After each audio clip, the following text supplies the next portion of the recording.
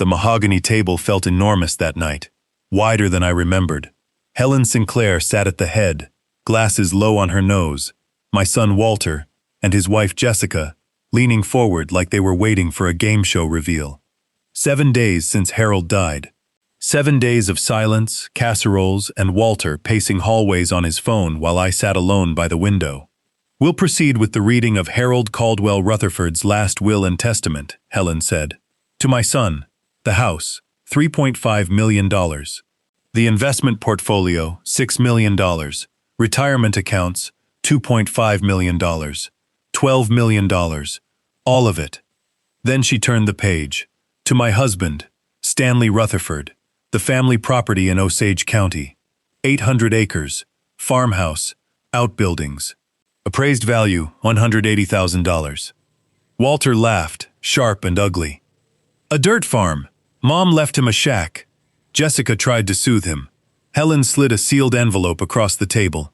Instructions from Harold that it be opened at the farm itself. Walter stormed out, calling a lawyer, telling me not to come crying to him when I realized I'd been left with nothing but a tax bill. That night, back at the house that used to be mine, Walter handed me an eviction notice. 22 days to vacate. You've got the farm, he said. Go live there. Then, almost as an afterthought, don't take anything valuable. I made an inventory. It all belongs to me now. I sat alone holding the eviction notice in one hand and a rusted key in the other, remembering Harold's last words to me in that room upstairs. Trust the farm, Sam. Everything you need is there. The next morning, contractors tore into Harold's office like it was nothing, pulling books off shelves, prying the brass nameplate off her door, tossing our wedding photo toward a dumpster. I begged Walter to stop. He just sipped his coffee and told them to keep working. That evening, alone in the guest room, I let myself remember. Harold and I married at the courthouse in 1983. 2 witnesses, a weekend in Branson, nothing fancy. She built Morrison Energy Solutions from nothing, while I taught high school history. By 2000, she was a millionaire. In August 2021, she came home from a doctor's appointment and said 4 words that ended our old life. It's stage 3 cancer. I retired that day. Every hour after belonged to her. But even sick, she kept secrets. Trips to Osage County. Locked-door meetings with Helen. Just tying up loose ends, she told me. I never pushed. I wish I had. On her last night, she pulled me close. Trust the farm, she whispered. Don't let Walter take it. Promise me. I promised, without understanding a word of it. 16 days before eviction, a man named Richard Moss showed up with Walter, an elder law attorney with a folder full of documents. Power of attorney. Irrevocable. Buried in the fine print. A clause letting Walter petition for emergency guardianship without warning. When I refused to sign, Moss reminded me, almost pleasantly, that a judge would likely grant it anyway. I was 68, recently widowed, living alone, without stable income. Days later, I found a folder Walter had thrown in the recycling. Brochures for a place called Sunset Meadows, a nursing facility with 2-star reviews about neglect and theft. A signed contract with my name on it, move-in date already scheduled, dated a month. Before Harold died, he'd been planning this while she was still breathing. Then came the tax notice, $18,000, due in weeks, or the county would auction the farm. Walter offered to help, buy the land off me for $50,000, cash. I told him I'd think about it. That night, Helen called. Do not sell that farm, she said. It's inside an irrevocable trust. No power of attorney, no guardianship order can touch it. Legally, Walter has no authority over that land whatsoever. She wouldn't tell me why he wanted it so badly, only that Harold had known this fight was coming and had spent 2 years preparing for it. 2 nights before I left for good, I overheard Walter on the phone. Didn't know I was listening. I hit record. If he figures out what's under that land, drilling rights, the whole section. Guardianship petition's ready. Moss says we can file Monday, move him into that place in Elk City. After that, the land's ours. My own son's voice, cold and certain, plotting to steal his dying mother's legacy. The morning I finally left, Walter tore up his offer to 50 grand. No, offered 25 now, out of desperation, not generosity. I ripped the check in front of him and drove 2 hours west into the countryside, past grain elevators and wheat fields, until I found the mailbox that read Rutherford.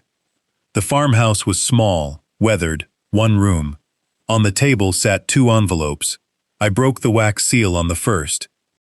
Sam, go to the barn. The attic access is in the northwest corner, behind the hay bales. There's a trunk. The key from the will opens it. Everything you need is inside. I love you. I always have. Harold. I climbed into that dusty attic and found a military trunk. Inside were 4 folders. Geological survey. Walter. Evidence. Victor Hartman. Conspiracy. Trust documents. And a letter. Harold had documented everything. Walter had stolen $370,000 from our accounts over 18 months. Forged signatures. Fraudulent hardship withdrawals. Wire transfers traced straight to his home office. She'd discovered it in September 2022 and said nothing to him. Instead, she built a case. Worse, Walter had been secretly working with Victor Hartman, a rival oil executive who'd hated Harold for 20 years. Hartman had contacted Walter directly, offering him money to leak Harold's geological surveys that revealed something staggering. The farm sat above a Mississippian lime shale formation, worth an estimated $25 million in recoverable oil. Hartman's plan, laid out in printed emails, was simple and vicious. Once Harold died, pressure me into a nursing home, seize guardianship of the farm through fraud, and buy the mineral rights for $500,000, a fraction of its true worth, with me getting nothing. In exchange, Walter would receive $5 million and a vice president title at Hartman's company. Harold had beaten them to it. 18 months earlier, she'd quietly placed the farm into an irrevocable trust in my name, with an ethics clause. If Walter ever sued to contest the will, sought guardianship over me, or did business with Victor Hartman in any form, he would forfeit his entire $12 million inheritance, and every piece of evidence against him would go straight to the FBI. She'd also negotiated a drilling partnership with Morrison Energy that would pay me 75% of net royalties, an almost unheard-of number in the industry. That night, a weathered old man named Earl Patterson knocked on my door. He ran the gas station down the road and had been quietly watching the property for Harold for months. He handed me an envelope with $20,000 in cash, a warning that Walter and Hartman had been asking questions around town, and a tip: check the barn attic again, behind the insulation. There I found a metal box marked insurance, copies of everything, plus a business card for an FBI agent named Sarah Thompson. 2 days later, Walter and Victor Hartman showed up together in the farmyard. Hartman offered me $10 million, cash, for the deed. Walter urged me to take it. More than fair, he said, pushing me toward the same nursing facility contract he'd already signed behind my back. I pulled out my phone and played the recording. Walter's own voice, planning my imprisonment in a care home so he could sell my land out from under me. Before either of them could recover, Helen arrived with a cease and desist order, naming Hartman as a prohibited party under the trust, and David Morrison, CEO of Harold's old company, confirmed the drilling partnership was already filed, and Hartman's competing lease applications had just been denied. Hartman left in silence, furious. Walter stood frozen, the forfeiture papers trembling in his hands. He tried to fight it anyway, a probate challenge, another guardianship petition, but Helen sent him the ethics clause in black and white: contest the will, and he'd lose everything, and face federal charges alongside Hartman. 48 hours later, his lawyer withdrew every filing. Walter sent one final email: cold, clinical, no apology. "We're done. Don't contact me." I wrote back, told him exactly what he was, and blocked his number for good. The FBI came for Victor Hartman that August. It turned out Harold had been a confidential informant for nearly 2 years, feeding agents evidence of espionage, bribery, and fraud, all while undergoing chemotherapy, never telling me a word of it to keep me safe. Hartman was arrested, later convicted, sentenced to 15 years. Walter was offered immunity in exchange for testimony against him. He took it. No prison time, but his CPA license was revoked, his reputation destroyed, his marriage over within the year. Drilling began that May. The first well came in strong, 800 barrels a day. By September, my first royalty statement arrived, $2,772,000 for 3 months. I sat at that card table and stared at the number until it stopped feeling real. I called Helen and asked what I was supposed to do with money like that. What would Harold have done? She asked. I already knew. We built the Harold Caldwell Rutherford Foundation, scholarships for local kids who couldn't afford college, forgivable loans for small businesses that hired locally, and support for families drowning in cancer treatment costs. The same fight that had taken 18 months of Harold's life. We started with $1 million. Within 2 years, the foundation had given away $3 million more. At the first scholarship ceremony, 50 students walked across a stage in Osage County, each receiving $5,000. A girl named Emily Thatcher told me she wanted to study petroleum engineering, just like Mrs. Rutherford. I told her not to be like me, be better, be like her. Walter burned through $6 million in 2 years. Bad crypto, Vegas, a consulting firm that never landed a client. His wife left him. Last I heard, he was selling used cars in Phoenix. Victor Hartman sits in federal prison, serving year 3 of 15. I feel no anger toward either of them anymore. Only gratitude, strange as that sounds. They showed me exactly who I never wanted to become. 3 years after Harold died, I stood in a rose garden I built myself, 50 bushes in neat rows, a wooden bench with a brass plaque reading, Harold's Garden. The farmhouse has a new roof now. The barn is rebuilt, red and straight. 10 derricks hum steady across the east field, the same sound I now fall asleep to every night. The farm produces $7.5 million a year, and I live on 60,000 of it. The rest goes where Harold always meant it to go.